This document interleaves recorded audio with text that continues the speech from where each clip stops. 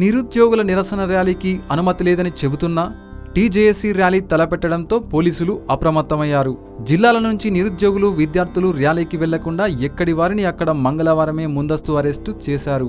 పలు సంఘాలు, రాజకీయ పార్టీలు ర్యాలీకి మద్దతునిచ్చిన నేపథ్యంలో ఆయా నేతలపై పోలీసులు నిఘా పెట్టారు. పలు ప్రధాన రహదారుల్లో చెక్పోస్టులు ఏర్పాటు చేసి ప్రత్యేక తనిఖీలు నిర్వహిస్తున్నారు.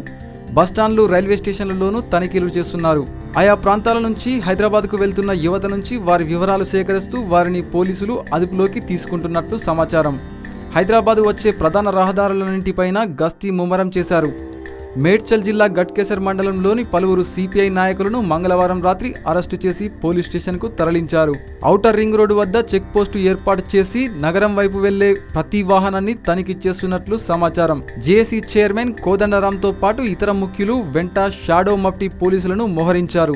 మరోవైపు హైదరాబాదులో నిషేధాజ్ఞలు అమల్లో ఉన్నాయని, ర్యాలీలో పాల్గొనే వారిపై చట్ట ప్రకారం కేసులు నమోదు చేస్తామని central zone DCP Joel Davis హెచ్చరించారు.